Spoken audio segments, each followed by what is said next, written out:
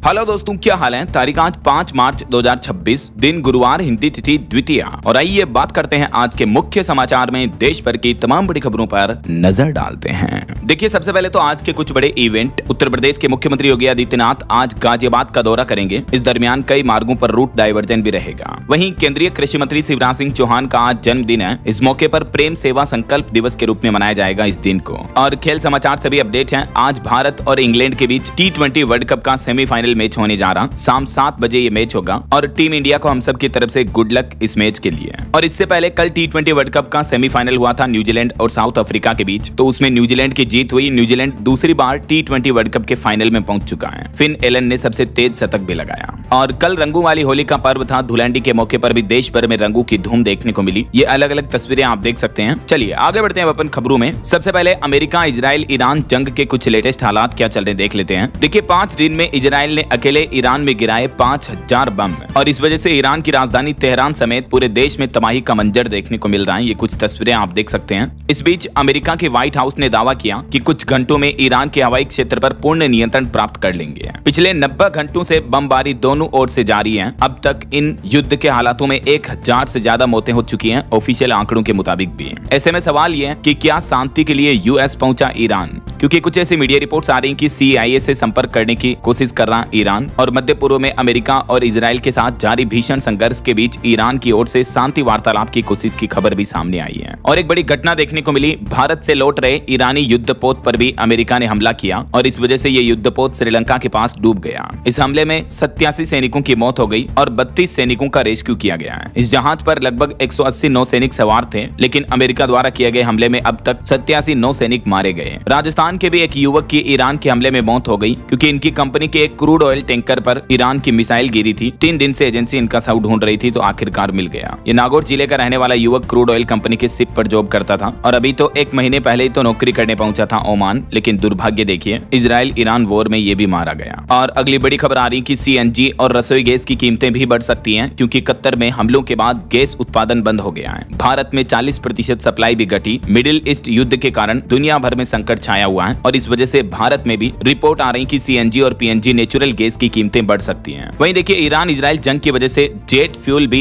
मार्च महीने में 6% महंगा हो गया, अभी मार्च के 5 दिनों के अंदर अंदर ही। और भारतीय रुपया गिरने से भी भारतीय एयरलाइंस कंपनियों के मुनाफे पर असर पड़ रहा। वहीं एयर इंडिया की 40% इंटरनेशनल उड़ानें भी प्रभावित हैं, तो इस वजह से हवाई कंपनियां भी अब ज्यादा किराए वसूलेगी ग्राहकों से, क्योंकि पहले ही मिडिल ईस्ट में तनाव की वजह से ज्यादातर फ्लाइट्स कैंसिल हैं। हालांकि इस बीच रिपोर्ट आ रही है कि एयर इंडिया, इंडिगो और एमिरेट्स जैसी एयरलाइंस कंपनियां ग्राहकों को फुल रिफंड भी दे रही है। एमिरेट्स ने भी कहा कि 7 मार्च तक दुबई के लिए सभी उड़ानें रोक दी गई हैं, यात्रियों के लिए एडवाइजरी जारी की और एयर अरेबिया ने भी अपनी सभी उड़ानें रद्द कर दी हैं। और मिडिल ईस्ट के तनाव के चलते नेचुरल गैस के साथ ही पेट्रोल डीजल की कीमतें भी बढ़ सकती हैं। दावा किया जा रहा है कि भारत के पास अब सिर्फ 25 दिन का ही तेल बचा है। इस वजह से नेचुरल गैस के साथ साथ भारत में पेट्रोल डीजल की कीमतें भी बढ़ सकती हैं। चलिए अगला अपडेट देखिए। तनावी माहौल के बीच भारत के विदेश मंत्री डॉक्टर एस जयशंकर ने सऊदी के विदेश मंत्री से भी फोन पर बातचीत की और अभी फिनलैंड के राष्ट्रपति अलेक्जेंडर स्टब भी भारत दौरे पर आए हुए हैं। आज वो प्रधानमंत्री नरेंद्र मोदी से भी बातचीत करेंगे। इस दरमियान भारत फिनलैंड दोनों देशों के बीच द्विपक्षीय संबंधों, व्यापार और वैश्विक सुरक्षा जैसे कई अहम मुद्दों पर चर्चा होगी। चलिए अगली खबर आ रही है। सऊदी ने निकाला होर्मुज क्राइसिस का हल। अब प्लान बी से दुनिया को सप्लाई होगा पेट्रोल डीजल। जी हां, ईरान के साथ बढ़ते तनाव और ईरान के द्वारा जो स्ट्रेट ऑफ होर्मुज को बंद कर दिया गया है, इस वजह से जो वैश्विक तेल संकट पैदा हो रहा है। इस बीच सऊदी अरामको ने दुनिया को पेट्रोल डीजल की सप्लाई जारी रखने के लिए अपना प्लान बी एक्टिवेट कर दिया है। और वो प्लान बी ये है, सऊदी अरामको का नया रास्ता होगा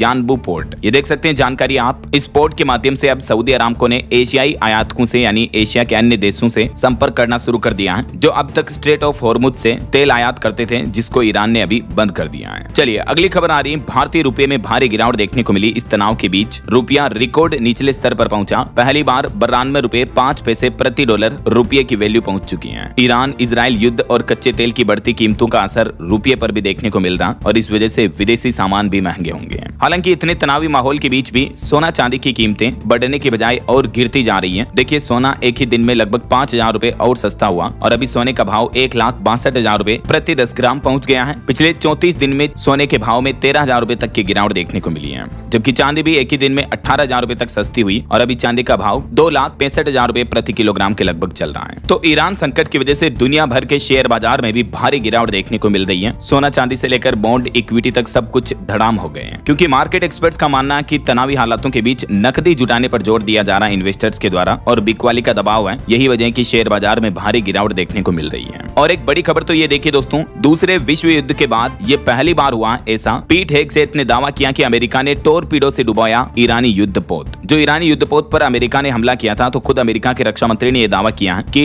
अमेरिकी पनडुब्बी ने ही इसे निशाना बनाया था और सेकेंड वर्ल्ड वॉर के बाद टोरपीडो से युद्धपोत को डुबोने का यह पहला मामला देखने को मिला है। हालातों को देखकर कई जियोपॉलिटिकल एक्सपर्ट इस बात की भी चिंता जता रहे हैं कि तीसरा विश्व युद्ध भी हो सकता है इतने गंभीर हालातों के बीच। और अगली बड़ी खबर देखिए, मिडिल ईस्ट में जंग छेड़ने के बाद अब अमेरिकी राष्ट्रपति डोनाल्ड ट्रंप ने नया व्यापार प्लान भी बनाया। नए ट्रेड फ्रेमवर्क में भारत समेत कई देशों के साथ उन्होंने कुछ घोषणाएं की हैं। दरअसल अमेरिकी राष्ट्रपति भवन व्हाइट हाउस ने डोनाल्ड ट्रंप का 2026 का व्यापार नीति एजेंडा पेश किया है इन युद्ध के हालातों में। और इस एजेंडे में कहा गया है कि संयुक्त राज्य अमेरिका में इस समय मानव इतिहास का सबसे बड़ा व्यापार घाटा चल रहा है और इस घाटे को कम करने और दुनिया भर के देशों के साथ व्यापार बढ़ाने के लिए ट्रंप के एजेंडे में क्या क्या बातें कही गई हैं, देख सकते हैं आप डिटेल्स। और व्हाइट हाउस की तरफ से यह भी कहा गया है कि चीन के साथ व्यापार घाटे में कमी आई है। वहीं इस बीच हमारी भारत सरकार ने भी बड़ा कदम उठाया और देखिए, इजराइल ईरान जंग के हालातों के बीच भारतीय विदेश मंत्रालय ने स्पेशल कंट्रोल रूम बनाया है। अभी तक 4 दिन में भारतीय एयरलाइंस की 1117 इंटरनेशनल फ्लाइट्स रद्द हैं और भारत के कई नागरिक अलग अलग मिडिल ईस्ट देशों में फंसे हुए हैं। तो उनकी सहायता के लिए विदेश मंत्रालय की तरफ से एक कंट्रोल रूम हेल्पलाइन नंबर भी जारी किए गए हैं। डिटेल्स आप देख सकते हैं। तो ये मिडिल ईस्ट में तनाव का माहौल चल रहा।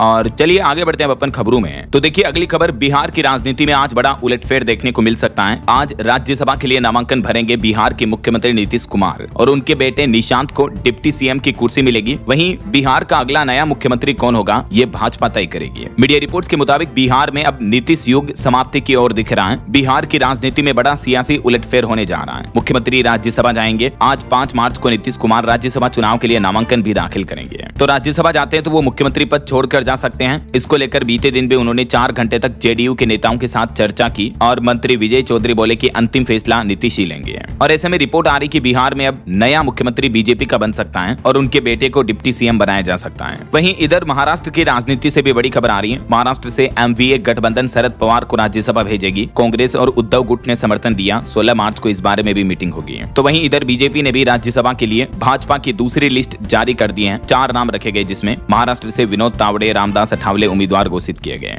अब तक टोटल 13 नामों का ऐलान हो चुका है और भाजपा ने 4 राज्यसभा उम्मीदवारों के नाम का ऐलान किया महाराष्ट्र में। ये देख सकते हैं आप नाम। चलिए अगला अपडेट देखिए दोस्तों, 1 अप्रैल से बदलने जा रहे हैं 5 जरूरी नियम। बैंक खाता और क्रेडिट कार्ड को लेकर स्पेशली ये नियम बदलने जा रहे हैं। और इन नियमों में क्या क्या बदलाव लागू होने जा रहे हैं, तो देखिए आप। एक तो नए नियमों के तहत अगर आप एक वित्त वर्ष में 10 लाख रुपए से ज्यादा का क्रेडिट कार्ड बिल चुकाते हो तो अब इसकी जानकारी इनकम टैक्स डिपार्टमेंट को देनी होगी। यहाँ तक कि ये नियम यूपीआई, बैंक ट्रांसफर या चेक से पेमेंट करने पर भी लागू होगा। कुल मिलाकर 1 लाख से ज्यादा कैश पेमेंट की भी रिपोर्टिंग होगी। वहीं अब आप पैन कार्ड के लिए अप्लाई करते समय क्रेडिट कार्ड स्टेटमेंट को भी एड्रेस प्रूफ के तौर पर इस्तेमाल कर सकेंगे। 1 अप्रैल से आपको ये नई सुविधा भी मिलेगी। और नए नियमों में इनकम टैक्स भरने के लिए क्रेडिट कार्ड को एक ऑफिशियल पेमेंट मेथड के तौर पर भी मंजूरी दी जाएगी। और क्रेडिट कार्ड अप्लाई करने के लिए भी अब आपको पैन नंबर देना अनिवार्य होगा। तो इन नए नियमों के लागू होने के बाद बड़े अमाउंट में क्रेडिट कार्ड इस्तेमाल करने वालों को ज्यादा सावधान रहना होगा। इनकम टैक्स डिपार्टमेंट और सरकार की तरफ से मिलकर ये अप्रैल से ही नए बदलाव लागू किए जाएंगे। और वही खबर है दोस्तों, चंडीगढ़ में 1 अप्रैल से ही जमीन भी 60% तक महंगी हो जाएगी, क्योंकि नए कलेक्ट्रेट रेट लागू होंगे। एलांते मॉल के ग्राउंड फ्लोर में सबसे ज्यादा बढ़ोतरी देखने को मिली है कीमतों में। ये देख सकते हैं आप नई कीमतें। वहीं रिहायशी सेक्टर में भी मकान, प्लॉट वगैरह पर नए कलेक्टर रेट लागू होने के बाद चंडीगढ़ में जमीन की खरीद बिक्री महंगी होने जा रही है।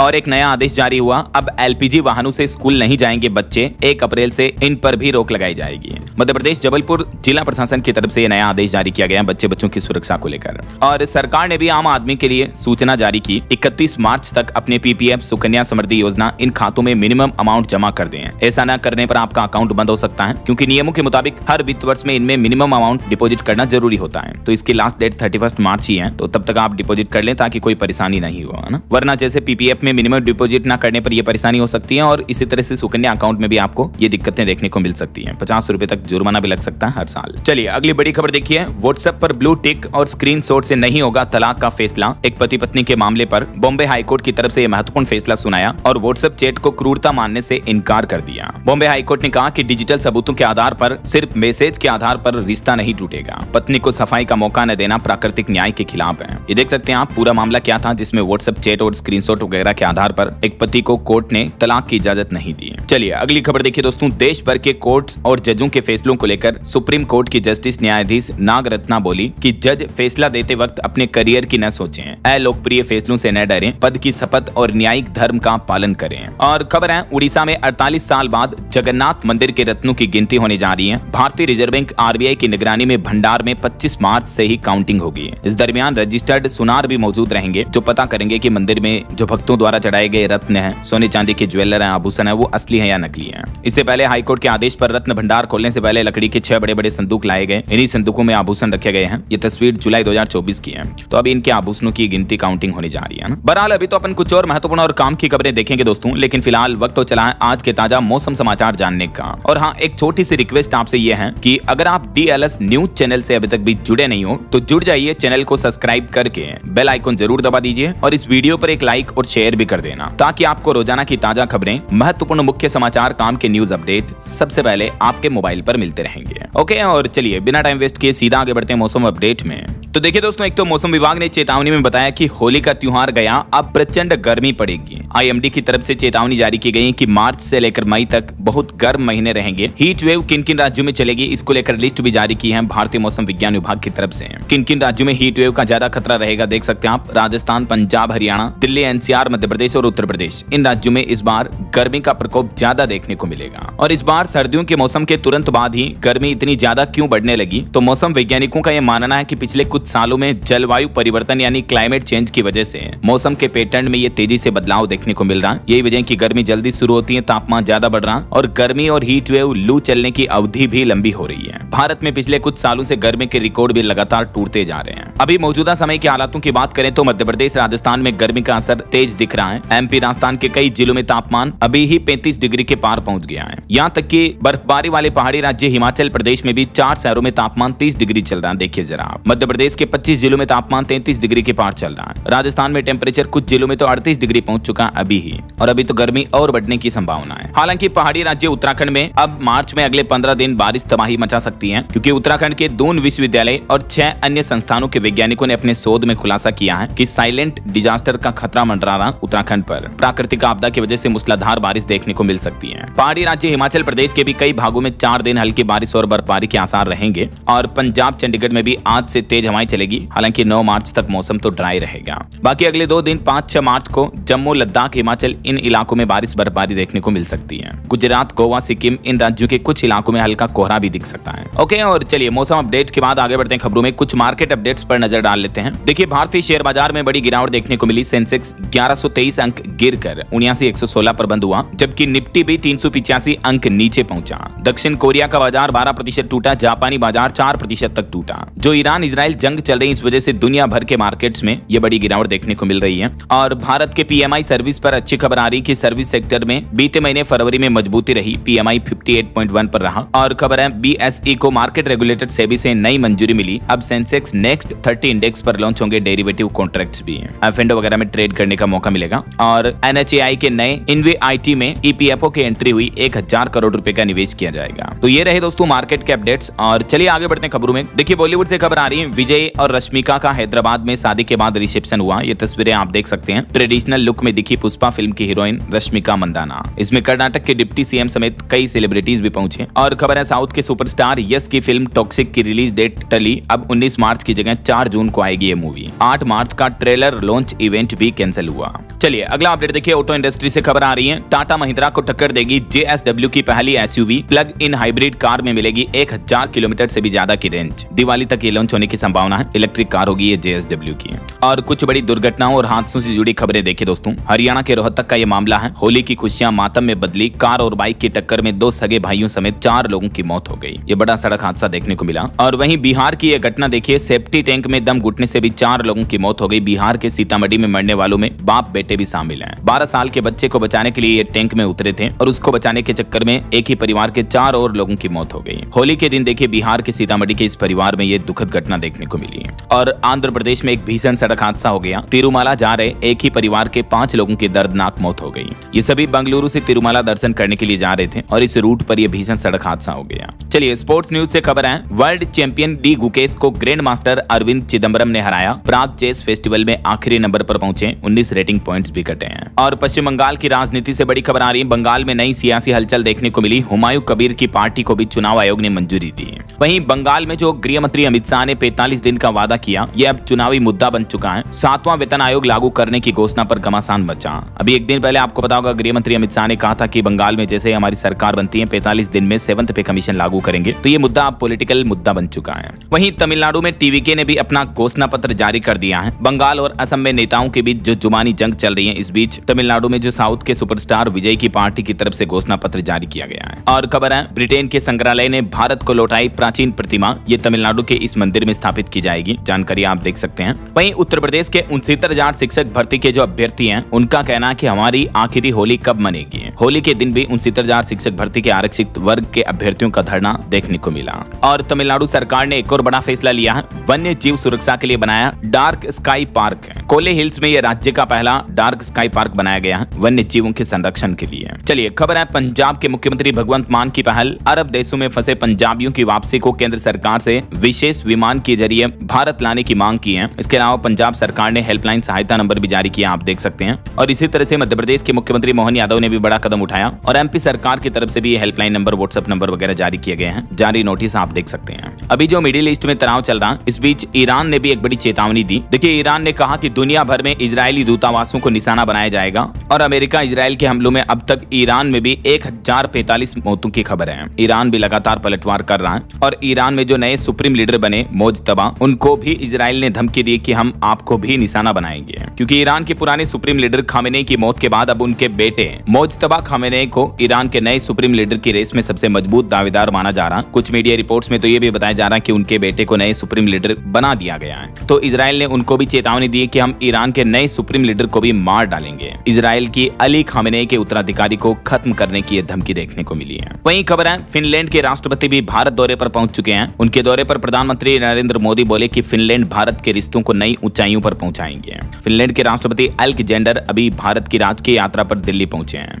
आज पीएम मोदी और उनकी मुलाकात भी होगी। चलिए अगली बड़ी एक चेतावनी भरी खबर देखिए दोस्तों, 22,000 रुपए लगाओ, रोजाना 70,000 रुपए पाओ। इस तरह के निवेश और बड़े रिटर्न के लालच को लेकर एक फर्जी वीडियो वायरल हो रहा वित्त मंत्री निर्मला सीतारमण के नाम से। तो इसको लेकर पीआईबी फैक्ट चेक की तरफ से एक क्लियरिफिकेशन जारी किया गया। अगर आप भी इस तरह के वीडियो के झांसे में आ जाते हो तो आपके साथ धोखाधड़ी हो सकती है। ये देख सकते हैं आप पीआईबी का ट्वीट भी कि ये वीडियो रियल नहीं है, एआई जनरेटेड वीडियो है और ऐसे में निवेश और बिग रिटर्न के लालच में आपके साथ फर्जीवाड़ा धोखाधड़ी हो सकती है। उल्टा आपके बैंक खाते से पैसे कट सकते हैं। तो ये वीडियो फेक है, ऐसे किसी भी झांसे में आप ना फंसे, ठीक है ना। एआई के दुरुपयोग का खतरा बढ़ रहा है और फेक खबर की शिकायत आप यहाँ भी कर सकते हैं पीआईबी के यहाँ। चलिए अगला अपडेट देखिए दोस्तों, एक अच्छी रिपोर्ट आ रही, सब कहते हैं कि एआई खा जाएगा नौकरी, लेकिन रिपोर्ट्स के मुताबिक बीते महीने फरवरी में 12% तक का उछाल देखने को मिला ऑल ओवर कंपनियों के द्वारा जॉब्स क्रिएशन में, जॉब्स देने के मामले में। तो ये एक अच्छी बात है। नौकरी जॉब्स पिक इंडेक्स की रिपोर्ट्स और डेटा भी आप देख सकते हैं। और बड़ी खबर देखिए, डिफॉल्ट करने वालों को लोन देने पर भारतीय रिजर्व बैंक आरबीआई ने सख्त निर्देश जारी किए और एनबीएफसी को चेतावनी जारी की है। एनबीएफसी यानी नॉन बैंकिंग फाइनेंशियल कंपनियां जो हैं, उनको लेकर भारतीय रिजर्व बैंक ने ये सख्ती दिखाई और कहा कि कई एनबीएफसी ऐसी कंपनियां हैं जो डिफॉल्टर ग्राहकों को भी लोन दे रही है, तो ऐसे ग्राहकों को लोन ना दें, इससे फाइनेंशियल हालत बिगड़ सकती है। ऐसा चलिए आगे बढ़ते हैं, अपन खबरों में कुछ स्टेट न्यूज अपडेट पर नजर डाल लेते हैं। तो देखिए, राजस्थान में पंचायत निकाय चुनाव में बच्चों की बाध्यता हटेगी। जो 2 बच्चों वाला नियम है उसको हटाया जाएगा। आज लोकसभा में बिल पेश किया जाएगा। इस नए बिल के बाद अब 3 बच्चे वाले भी राजस्थान में सरपंच, मेयर वगैरह बन पाएंगे। 31 साल बाद बदलेगा भैरव सिंह सरकार का कानून। ये देख सकते हैं आप मौजूदा प्रावधान क्या है इन नियमों को लेकर, और अब सरकार इन प्रावधानों में बदलाव करने जा रही है। वहीं खबर है, राजस्थान के चित्तौड़गढ़ में सांवलिया जी मंदिर में चांदी के रथ पर सवार हुए सांवलिया सेठ होली के मौके पर गलियां गुलाल से लाल हुई। और बड़ी खबर है, राजस्थान युवा संघ के अध्यक्ष शेखावत का भी हार्ट अटैक से निधन हो गया। वहीं पंजाब सरकार 17,000 पदों पर भर्ती करेगी। गोद लेने की प्रक्रिया भी सरल की जाएगी। एसिड अटैक पीड़ितों की पेंशन भी बढ़ाई गई। पंजाब की भगवंत मान सरकार ने कैबिनेट बैठक में ये कुछ बड़े फैसलों को मंजूरी दी है। और भी कुछ डिटेल्स जानकारी आप देख सकते हैं किन किन फैसलों को मंजूरी दी गई है। और खबर है, हिमाचल प्रदेश के मुख्यमंत्री 21 मार्च को बजट पेश करेंगे। 18 तारीख से शुरू होगा, इससे पहले विधानसभा सत्र भी, जो कि 2 अप्रैल तक चलेगा। वहीं उत्तराखंड के गाँव में विकास के लिए 916 करोड़ रुपए का बजट जारी हुआ। नाबार्ड के सस्ते कर्ज से बनेगी सड़कें और पुल भी। ओके, और चलिए कुछ एजुकेशनल अपडेट्स देख लेते हैं। देखिए, एसएससी स्टाफ सिलेक्शन कमीशन ने बदली सिलेक्शन पोस्ट फेज 13 परीक्षा की डीवी प्रक्रिया। अब विभाग करेंगे दस्तावेजों की जांच। एसएससी की तरफ से यह नया नोटिस भी जारी कर दिया है। और वहीं रिपोर्ट्स आ रही कि 20 मार्च को आ सकता है राजस्थान का 10वीं बोर्ड का परीक्षा परिणाम भी। और चलिए अंत में आज के राशिफल पर नजर डाल लेते हैं। देखिए, मेष राशि वालों के रुके काम पूरे होंगे। वृष राशि वालों की प्रॉपर्टी या गाड़ी से जुड़ी योजनाएं भी पूरी होगी। और भी कुछ अलग अलग राशियों का राशिफल आप देख सकते हैं स्क्रीन पर। और हाँ दोस्तों, आप मुझे कमेंट करके बताइए कि भारत अभी कच्चा तेल सबसे ज्यादा किस देश से आयात करता है? कमेंट में बताइए। सही जवाब देने वाले लोगों को रैंडमली सेलेक्ट होने पर DLS न्यूज टीम की तरफ से शानदार सरप्राइज गिफ्ट जीतने का मौका मिलेगा। और इसी के साथ ही अगर आपको वीडियो अच्छा लगा तो इसे लाइक करना, शेयर भी करना, DLS न्यूज चैनल को सब्सक्राइब करके बेल आइकन जरूर दबा देना रोजाना ऐसी इंफॉर्मेटिव जानकारियां, महत्वपूर्ण समाचार देखते रहने के लिए। ओके, ख्याल रखिएगा अपने आप का, अपने परिवार का। मिलेंगे अगले नेक्स्ट अपडेट में, तब तक के लिए जय हिंद, जय भारत, वंदे मातरम।